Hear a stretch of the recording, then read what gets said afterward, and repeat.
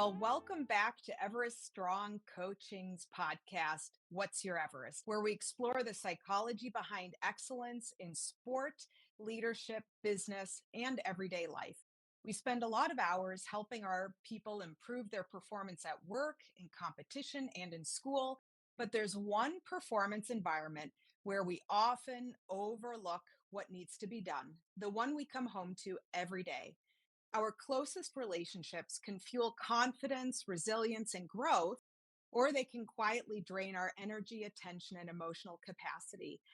Today's guest has spent decades helping couples build stronger relationships through one of the most researched and respected approaches to couples therapy, the Gottman Method.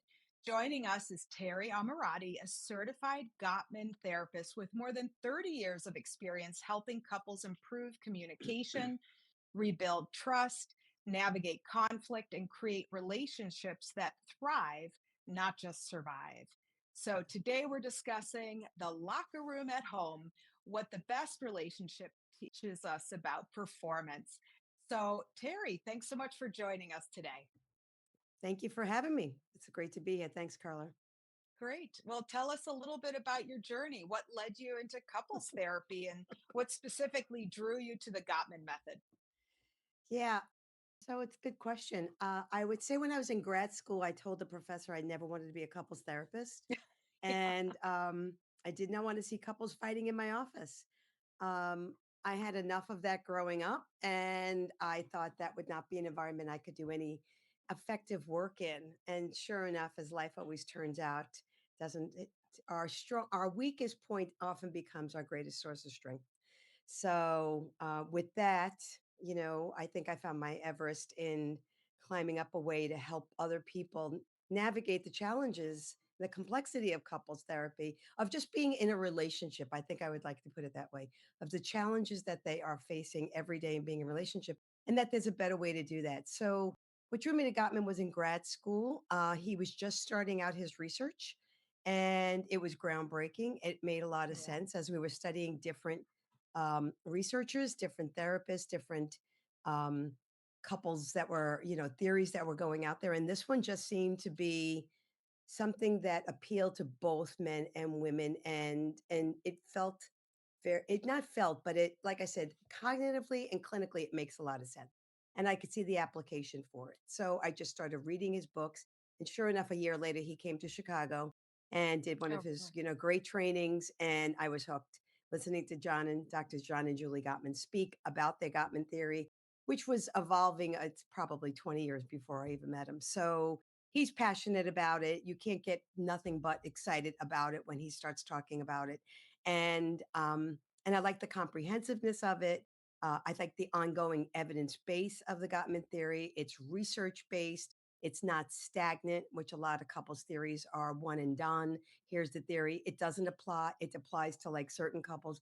John is constantly, the Gottman Institute is now constantly researching all facets of how to help couples and the complexities. So that was back that way 30 years ago, and it's still that way today. And I think I probably had some instinctive gut feeling that this was going to be a good fit, and sure enough is. So yeah. Yeah, and what's kind of remarkable about the Gottman method is that it really comes actually from a real life marriage and professional marriage. Yes. John and Julie, who come from very different approaches. John Gottman is very much research based, and Julie Yes. has done lots of couples therapy. And so it isn't just research without practical application, and it isn't just application without the research. So Yes. it's a Yes.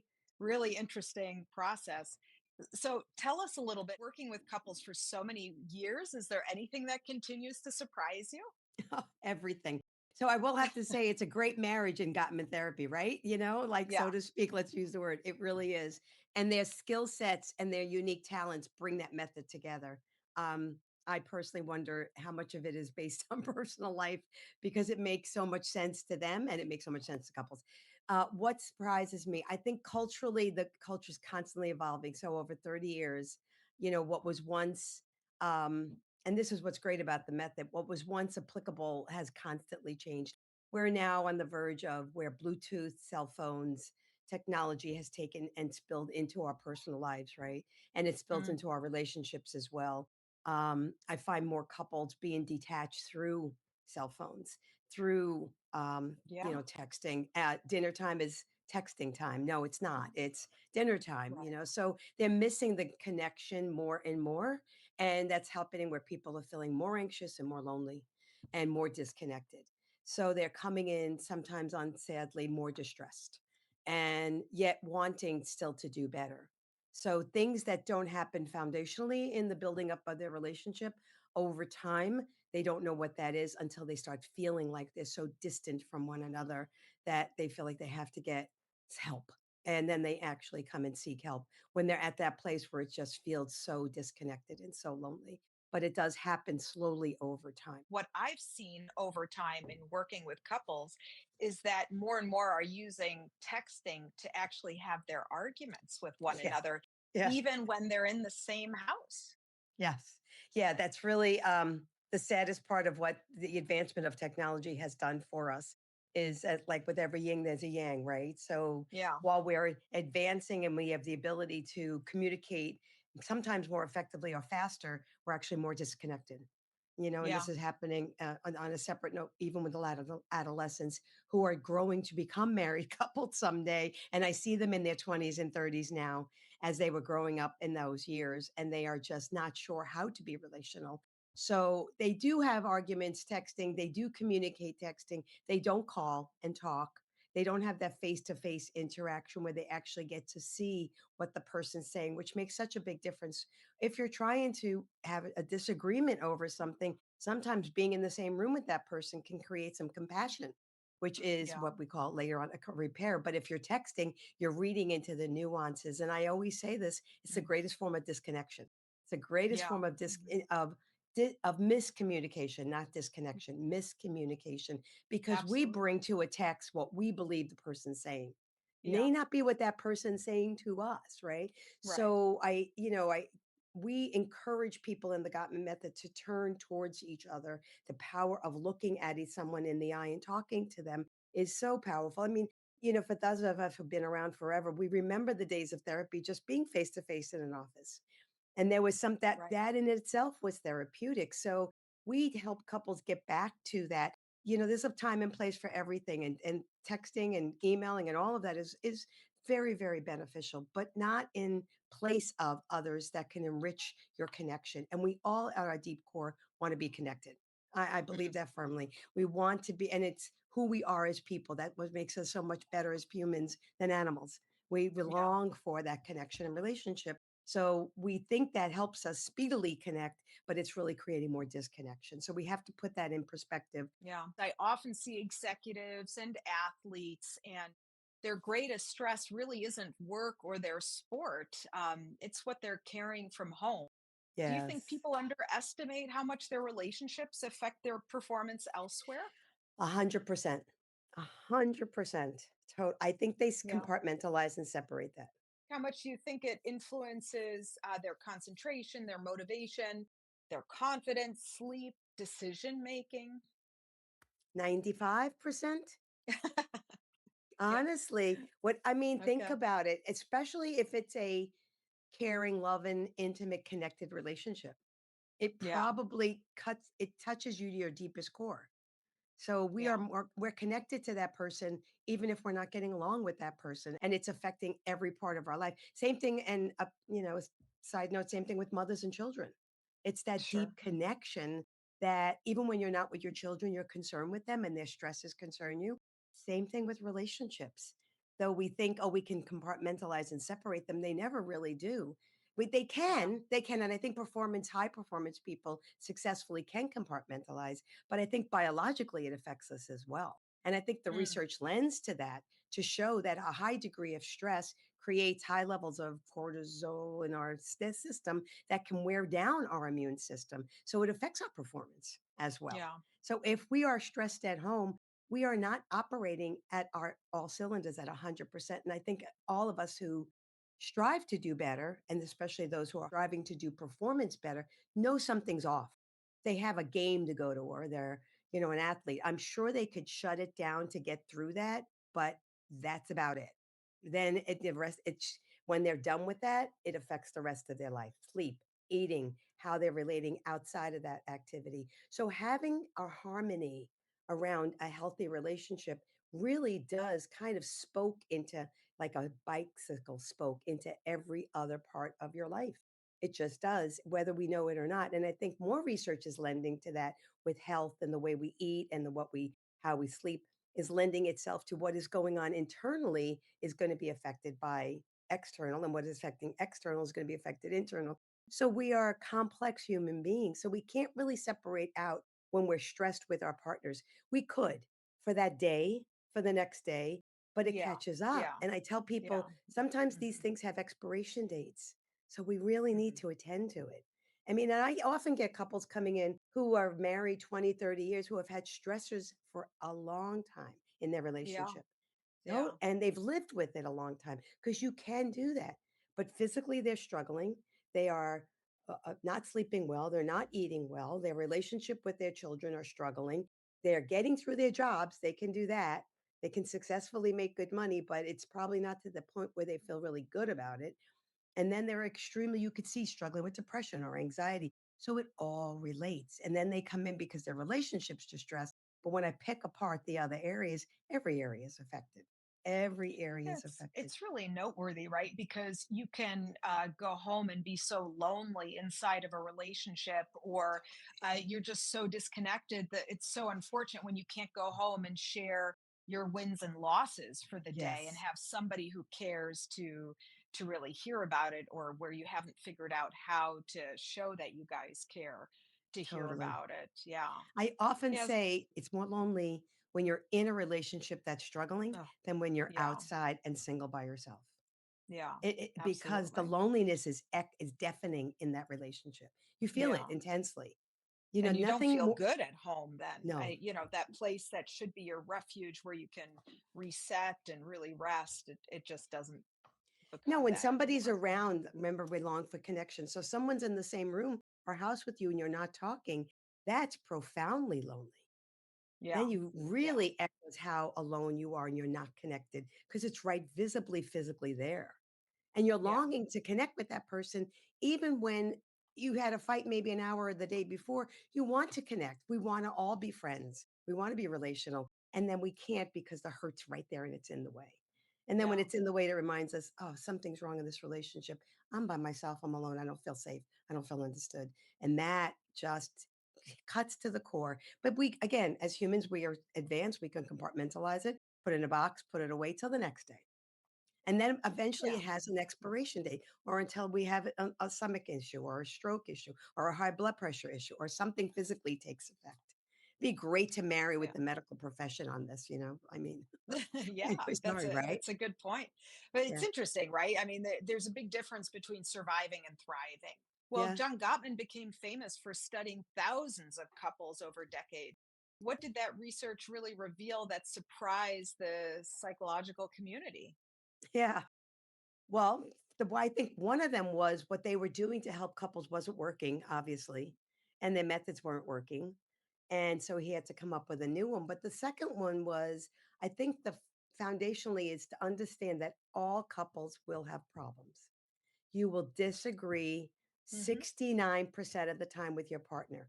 Now Oh, that may really? sound yeah, that sounds a Sounds little high. Yeah. distressing, right? And I didn't understand what that meant for a long time. And now that I'm married, I completely understand what that means. It doesn't mean you're going to fight 69% of the time. So Right. we have to Hmm. disagree and fight are not the same. And people think of fighting as something evil, especially and I wouldn't say Right. evil. Fighting Or feels bad. awful, bad, Yeah. right? Hmm. It means our relationship isn't good. Something's wrong. Something wrong with us. Fighting, especially in our country, in the American culture, is such a negative connotation to it. So, what couples will come in and say, "Oh, I don't fight." But what John found is that disagreements are healthy. Disagreements, and I'm going to use that word very strongly. We're not going to see things the same way. And Hmm. the master couples is what he calls them, who successfully navigate a safe and stable relationship over time. And they go the distance and they're committed and they work through their problems in a healthy way. What does that mean, right? but they work through their differences. So, like, what does that mean to disagree 69% of the time? Are we going to walk through the door and say, "Do you want dinner?" No, I don't want dinner. That's not what it means. It means, gee, we're having company. Do you want to put the paper plates out, or do you want to put the nice china out? I don't know. I don't want the paper plates. Well, I want the fine china. I want the paper. And that's a disagreement, right? We do Mhm. that, and we can do that in a healthy way, and that goes on a lot. Do you wanna take out how what do you wanna do? You wanna go to blah, blah for vacation, or you wanna go here? I don't know if I wanna take Yeah. a vacation this year. Why don't you? Or who's That's a gonna walk the disagreement. dog? How about Who's that gonna one? walk the dog or what? You didn't take the garbage out again. Oh, I'm totally forgot. Oh, I don't think Yeah. we should take it out. Why don't we wait till it's full? No, I want to take it out now. That's a disagreement. You know why? Yeah. Because we're different people you're never gonna marry someone like you. Ever, ever, ever. So you're not soulmates. You're gonna be connected because your value system hopefully will be the same. Yeah. You're gonna Mhm. feel like and you're going to feel like, "Oh, I married the wrong person." That's a good sign because that means that somebody's different from you. So that's where you find the work. So the work is in learning how to navigate life together, being two different people from two different families, from two different backgrounds, and then how do you put together a life where you can grow and come together as a team, where you can come Yeah. together as a we. And I said this to a couple the other day, the healthier or the stable relationships look for ways to make the relationship better, and at that point they make their partner better. So they're always thinking about what's better for the relationship, not what's better for you. When that meanness comes into any relationship, then it loses. When that Yeah. weeness Mhm. comes in, you're always looking to make the relationship better. So when you don't sit and kill each other over, well, who's going to take the garbage out, or who's going to walk the dog, or who's going to pick up the kids, like, just, you know what? I'll do it. If it's better for us, let's do it. If it doesn't hurt this relationship, you did it yesterday, I could do it today. No big deal. Right? That is where you walk through it. Or sometimes it's hard to do that. Those are the ones, and there's about two or three in every relationship that are painstakingly painful. And John developed an amazing way of managing conflicts, the ones that are conflictual, the hurtful ones that cause us pain. He calls those Mm. are the painful perpetual problems. The other ones are solvable. So you're going to disagree about how you see life. But here's the groundbreaking one. If you care about your partner like someone you like, you're going to do something that's better for the relationship. And that sounds Mm. easy because in the beginning, we all do that.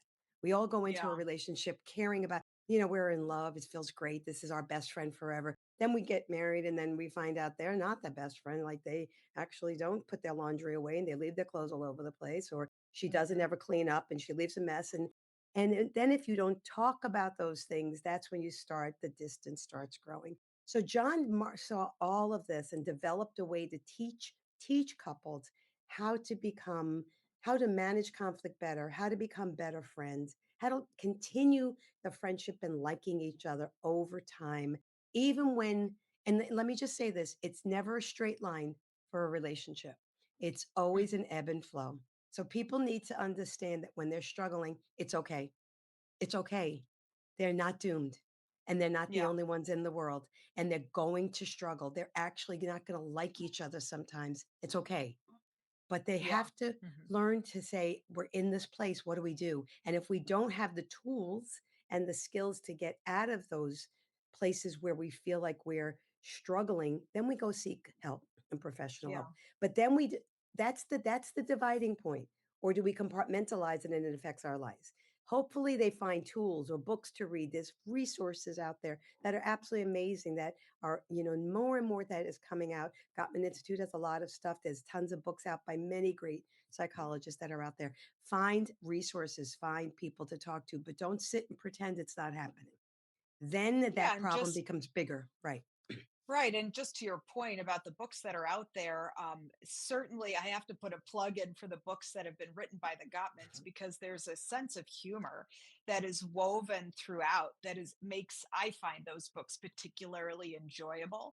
Oh, that's good. There's so many learning experiences, and if anybody has an opportunity to see the two of them live, it's Yeah, really a pleasure. They're just very fun to listen to and have tons of interesting information. I But agree. Terri, one of Gottman's remarkable findings was being able to predict divorce or, let's say, an Yes. unsuccessful Thank you. relationship with remarkable accuracy. How was that 90%. possible? Yeah. Yeah, How 90% is that? And it accuracies. would be with, like, listening to them for what, 2 minutes? It was something No, crazy no, like that. first 6 minutes of a conversation, he can Oh, predict with 6 minutes. 90% accuracy who what Yeah. couple will stay together, who will struggle in the next 6 years, and who will end up divorced. Yes. That is the So most remarkable. Thank you, Carla. There's so much there, yeah, but thank you. That is great. Yes. How can he do that? Because it's the way you speak to each other. It's not the problem, that's not the problem, that's the problem. Because right. John always says you argue really about nothing. Couples argue about nothing. And we can what that does that mean? But what he found is the Well, I'd way like to they say I communicate, load the talk to each dishwasher other. correctly, just so you know. It's a soft way, it's a respectful way, Yeah, it's a accepting a responsibility way, it's a repairing, it's accepting the influence, it's a combination of things, but in that first 3 minutes, he can determine if a couple will come on in a way that attacks the other partner or if they yeah, start out softly. And that first 3 minutes of the conversation will determine how the rest of the conversation goes. First 3 minutes of the conversation, that's exactly right. But in the yeah, first 6 minutes, you can determine how much positivity and negativity is going on in the relationship. So it's all about the ratio. Here is the biggest finding, the 5-to-1 ratio. What does that mean? yeah. So, Well, John, and the if 20 to 1 that goes with and that the 20 as to 1 well, that which goes with I that. So I'll was, start with the 5 reminded to of 1 that. is Yeah, yes, the easiest one for people to know is for you're never going to always be positive. You're never always going to say the right things. The master couples, couples that have the stable relationship have 5 positives to every negative with every discussion, especially conflict discussion. So if they're starting out something that they're annoyed with their partner over, there's going to be 5 more positive statements in that than negative. What does that look like? I know that I didn't take the garbage out yesterday and it was my time to do it. But could you do it today, please? I just can't roll it out to the curb. I know it's my day to pick up the kids, but I am swamped with work tonight, hon. Is there a way that you could pick them up and I'll do it for you tomorrow? So they're mhm, starting out with some sense of, I know that I have some part in this as well, but I need you to help me with this. So sure, I can pick up the kids as opposed to, you know how busy I am at work. I just can't do this. Would you just pick them up? Wow, that's yeah, deadly. So that's yeah, about a point 1 to 1.08 positive. So we really, really have to watch how we speak to each other. That is yeah, like key. That is essential. And when the damage is done, sadly, that negative needs 20 positives. Now, what he mhm, compares that to like if you eat something, an ice cream cone, you have to work out 20 times more to burn it off. We don't really want to do that. If we have 5 negatives yeah, in one conversation, that's like 100 positives. Nobody can put 100 positives in. You're wonderful. You're great. Like we can't make up for that. So, right, yes, right, he does compare the relationship to an emotional bank account.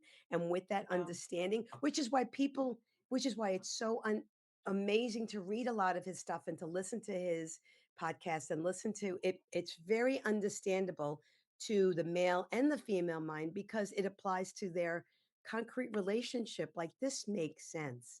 I do talk that way. I have done that. Wow. All I have to do is accept some responsibility and just say, can you please? I could do that.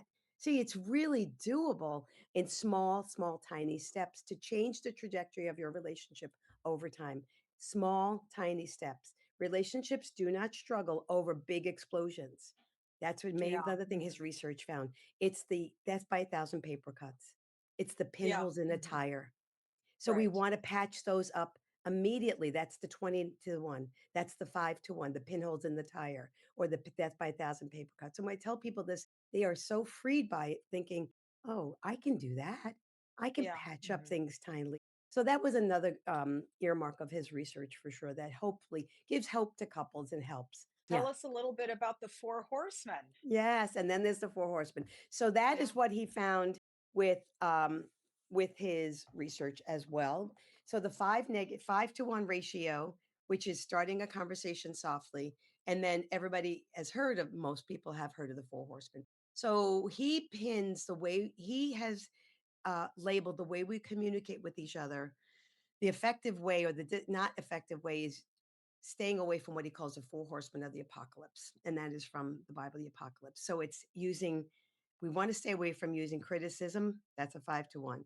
Defensiveness, stonewalling, and contempt. And contempt is sadly the biggest predictor of divorce. And circling back to the beginning, mhm, the biggest indicator of physical illness and the most toxic in a relationship.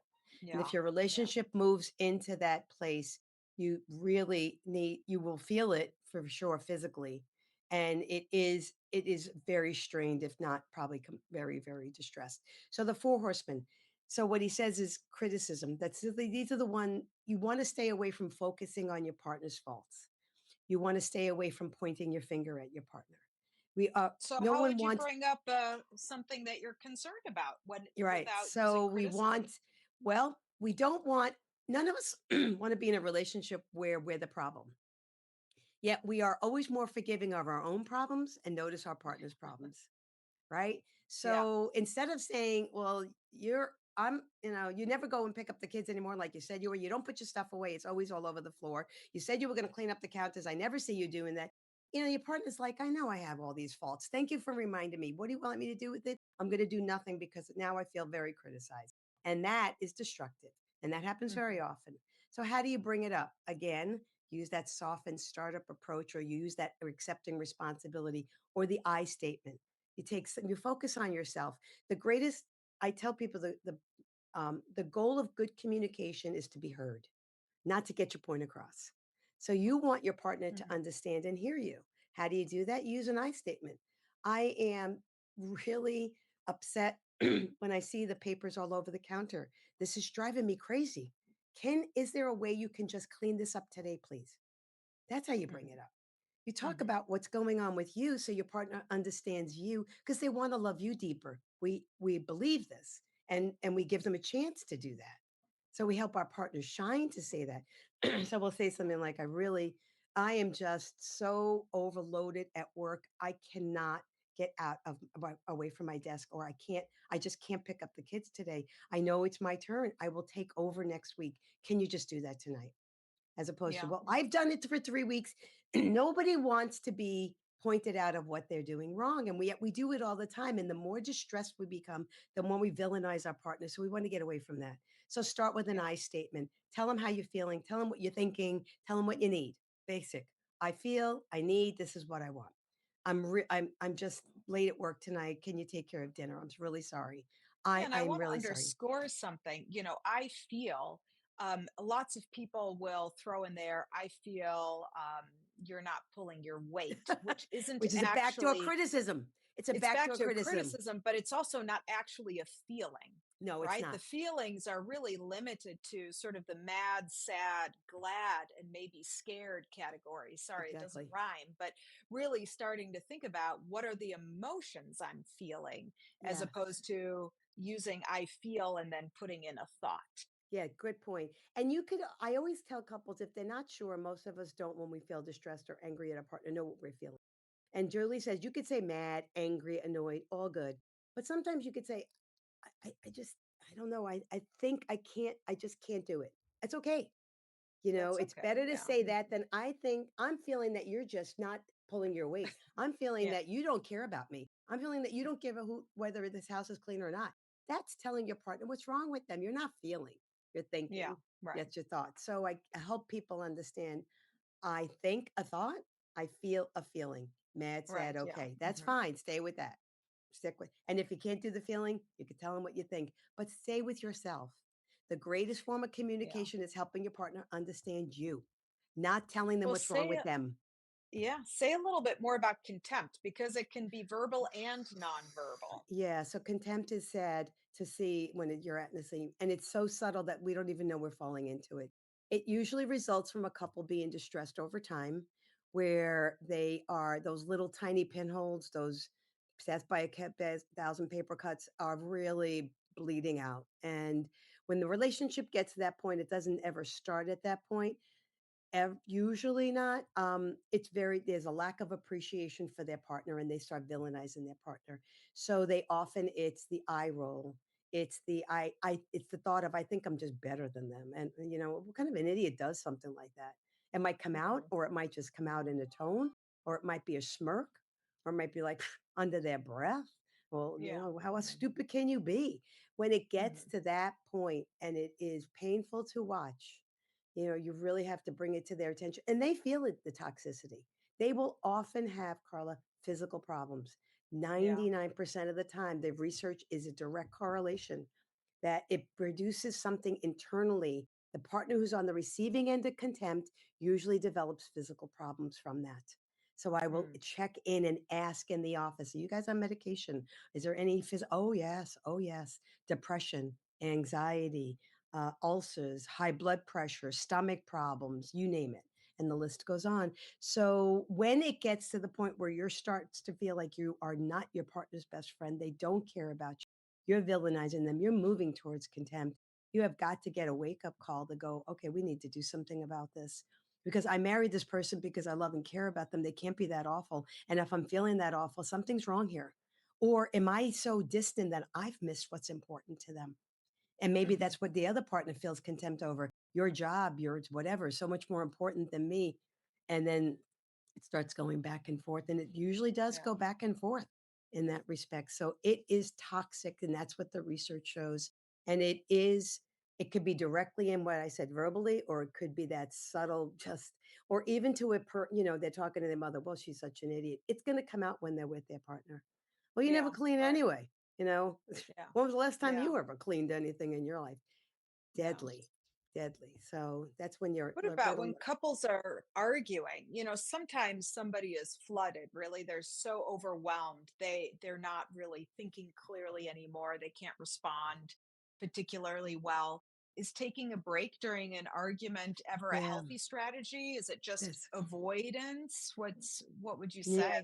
Great, great. And that's a great question. That is bingo. So that again, another earmark of his research. So what he found was since we're all going to disagree and we're going to disagree where our bodies are going to get physically affected by this. So when we disagree, very often we don't feel safe. When we don't feel safe, our alarm system goes off, which is our fight, flight, or flee. And that happens internally. Our adrenaline starts racing through our body. Our heart starts racing. Um, Cortisol, it's just going through our heads. We're not thinking straight. And we've all been there where it's that same feeling of where you're driving down the street and you might hear a car screech and you that same kind of response which says we're in danger. Hmm. Well, that happens when we're having discussions with our partner. We don't even realize it. It happens automatically. It's a physiological response. When you're in that place where you could feel your heart racing, take a break. Take a break. John found in his research nothing good happens at that point, which is what I say to them. You move into what's called the crazy zone. You say things you don't mean. You're not thinking rationally because that's a fight or flight.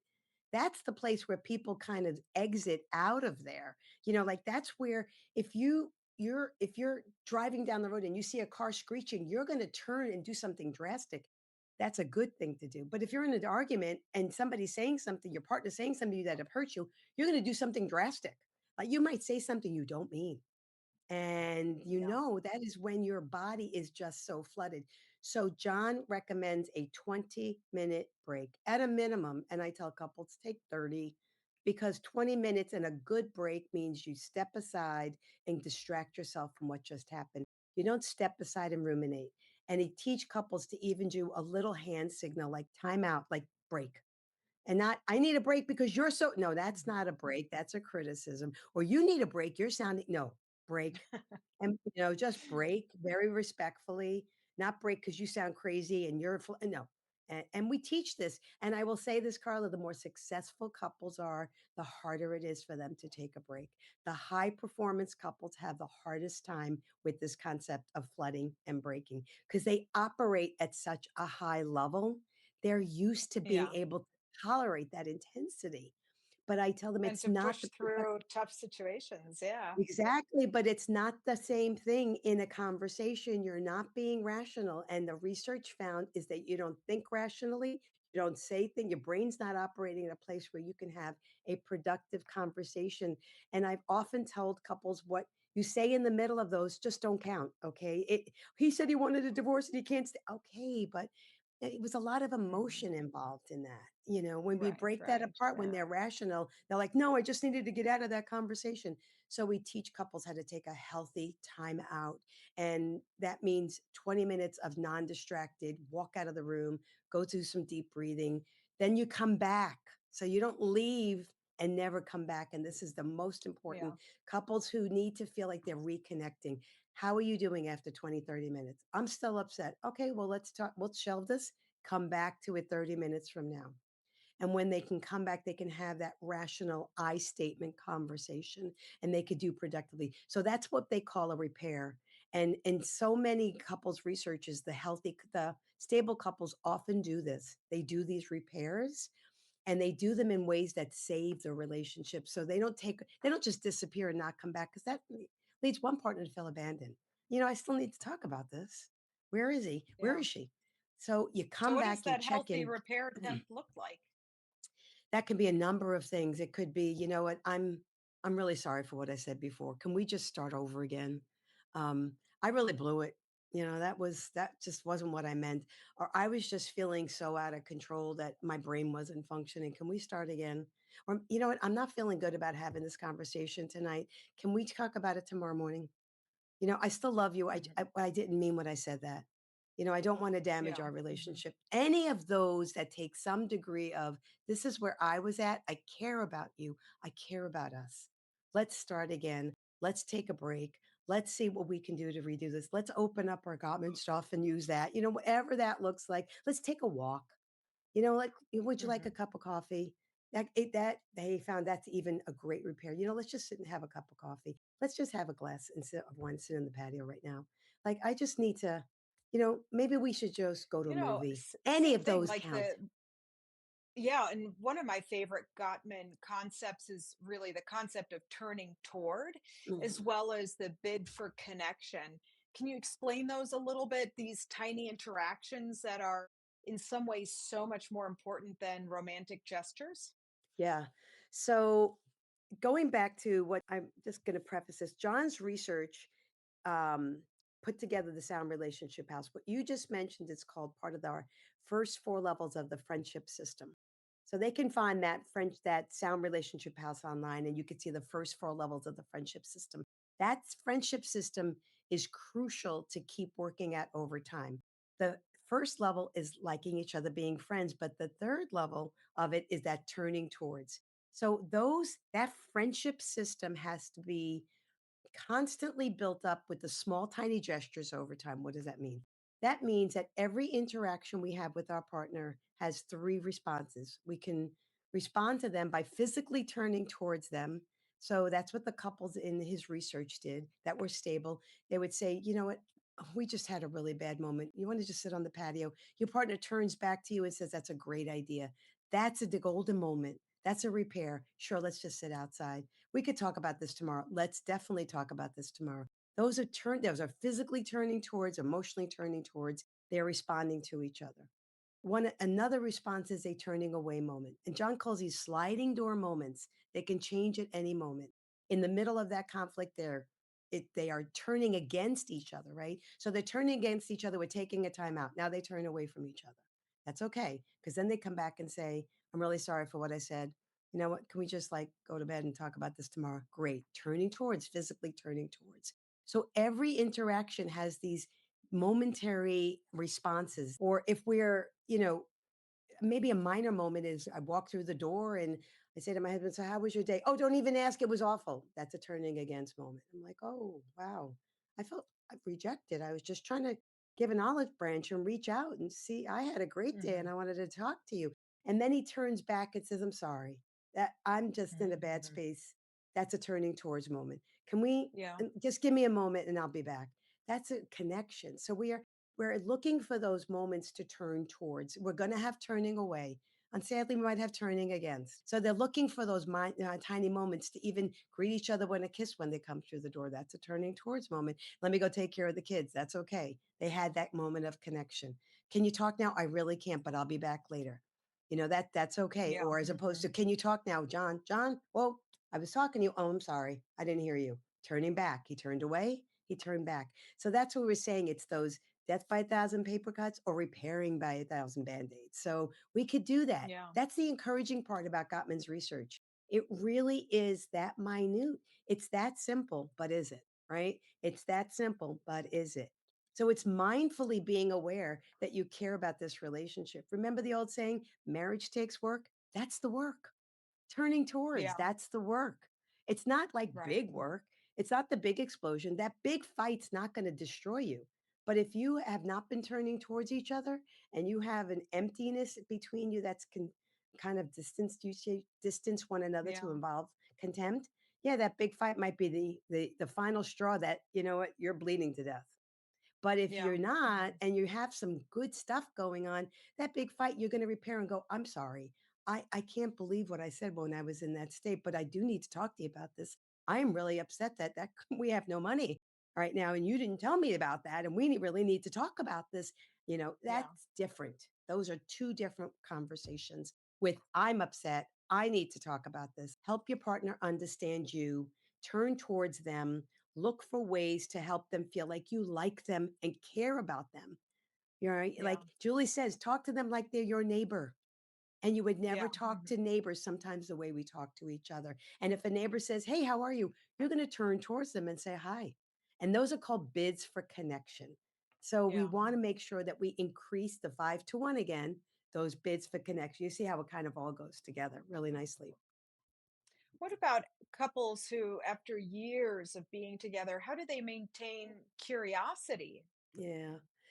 So good. Yeah. So that goes back to that friendship system.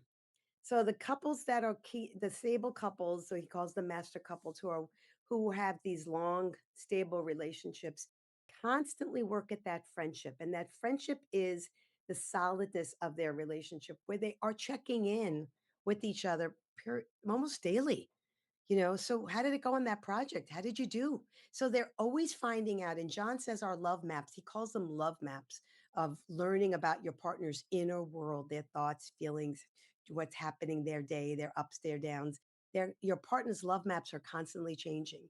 And for some of us who have been in long term relationships, our partner today was not our partner 20 years ago. So checking in about how their day went could be completely different today than it was 20 years ago. Their best friend today it's probably maybe not their best friend from 20 years ago. What they like to do today wasn't. So they are constantly looking for ways to learn about their partner. They're also looking Mhm. for ways to find shared meaning.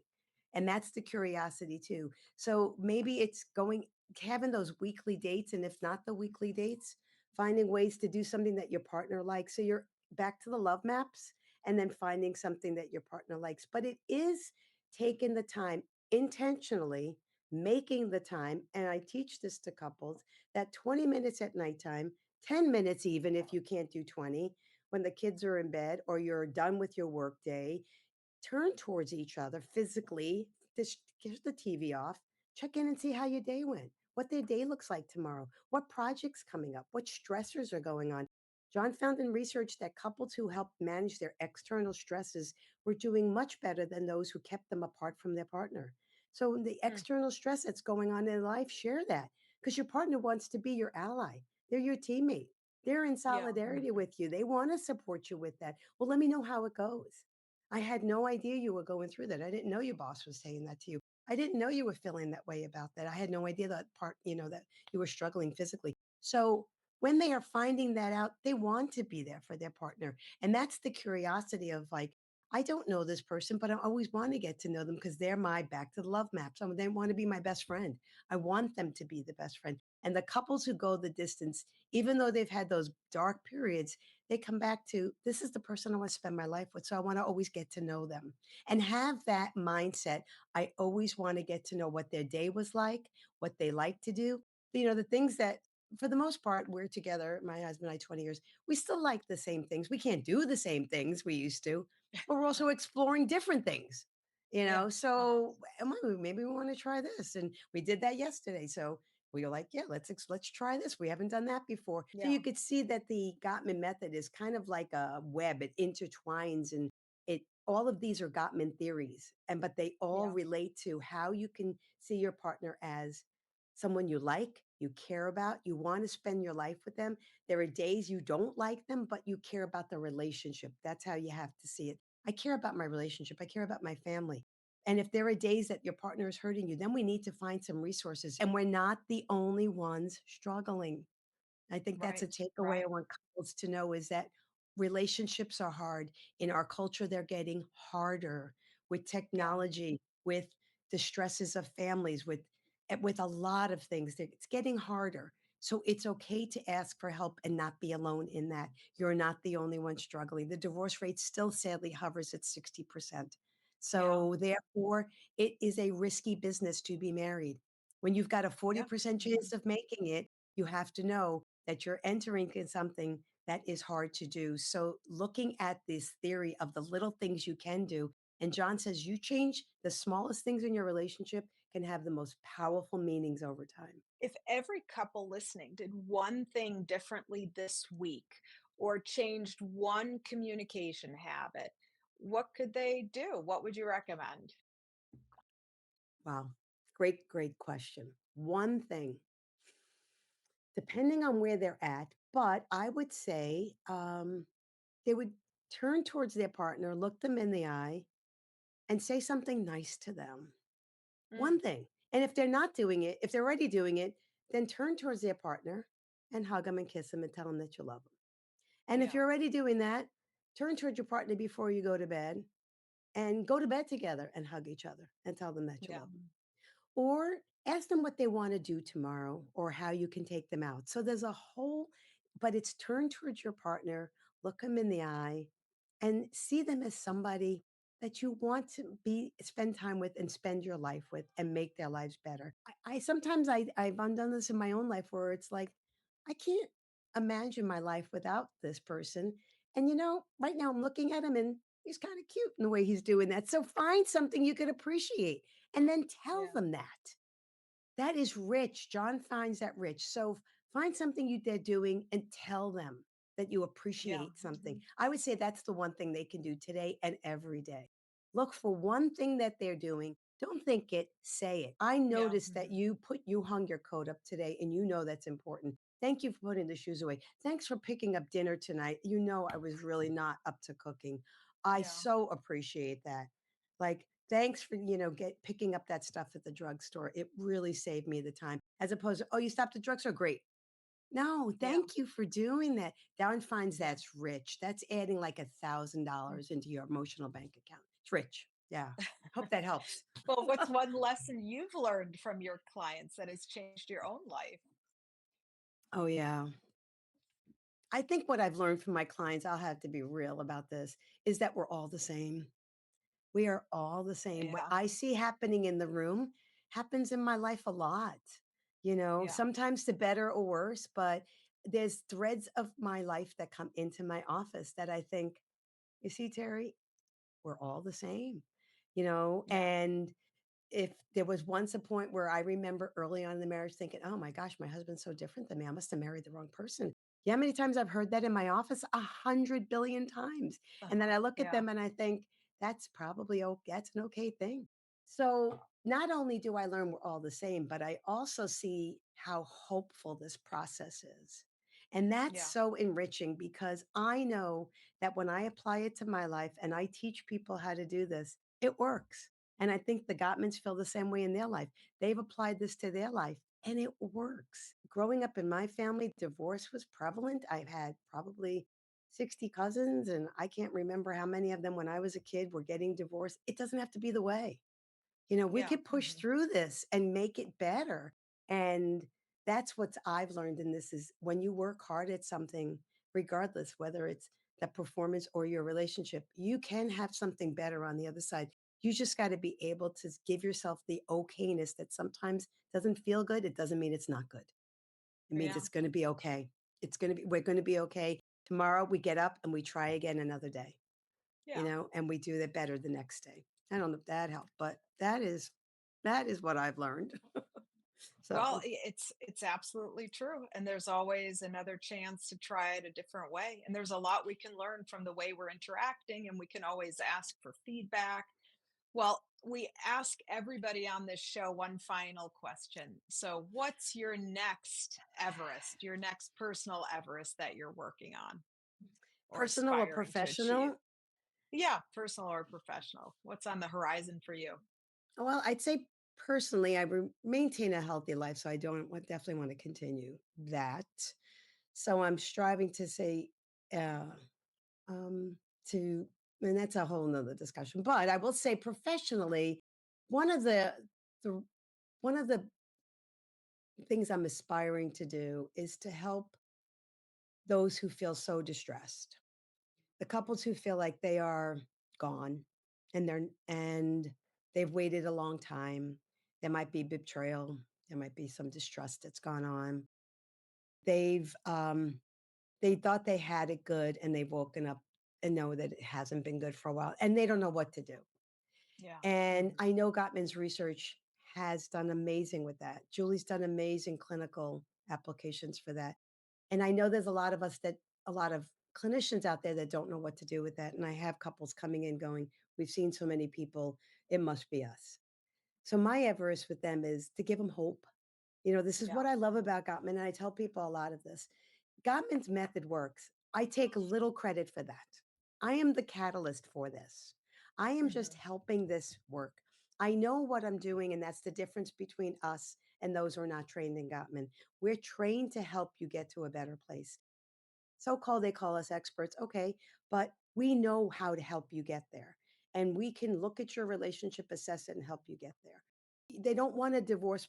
They don't think they want a divorce. They don't know what they want. And they just are coming bleeding in the Yeah. office. Right. And my Everest is to continue to refine my skill set. I've seen it happen for those who really want, the one who kind of drove their car off the side of the road, and just ended up in a crash, and they want to get back in, or compared to a sport, somebody who crashed and they just want to try one more time. I want to be able to be that coach, trainer, therapist who can get them there, and it's a skill set that has to be constantly worked on because when you have one difficult one comes in that's even more difficult and it's even more challenging and they're hurting and they want help. Yeah. And to be able to meet them in their pain and help them get to a better place from me feels extremely satisfying and rewarding to do. And then the personal, I will say that I have learned to remove unhealthy eating patterns from my life for the past 3 years. And I have abstained from a lot of processed foods. So my Everest Oh, is to yeah. try to continue to do that. I will tell you, Yeah. I feel amazing. Oh, great. And yes, it's 95% of the time I probably will refrain from, it's probably everyone hates this eat cheese and that's processed. But other than that, we are moving both my family, my life into a healthier place. The doctor even says, I can't believe it. That's Yeah. exciting. That's exciting. That's exciting. So Yeah. that is an Everest that I continue to personally strive towards. I would encourage everybody to look into that because it really is so empowering to know that you can take charge of your own physical well-being and you can do something about that. And I think that's exactly that Absolutely. relates to Gottman. They are left with the tools. It's empowering. All of what we talked about is teaching them how to do it. Gottman therapy is not um, therapist driven, it's couples driven, it's diactic. Yeah. We Mhm. teach them how to do this. So they work our way out of, we work our way out of a job. So they can Yeah. do this at home. And that's what's so great about it. They go in, they practice this at home, they come back, they check in, we see how they're doing, but they're not dependent on me. I think my Everest is always to empower people and always to empower myself as well to live the life that's fullest for yourself and for them, the fullest for them as well. I hope that answers your Well, question. wonderful. Yeah, wonderful. Great advice. Thank you so much for your time today. I think everybody will be able to walk away with something that they can start doing today and how to be a little bit more insightful and introspective and how they can take charge of their own relationship with themselves and with their partners. Oh, I So hope thank so. you That would again. be, you're welcome. It was great spending time with you. Thank you, Carla. Thank you.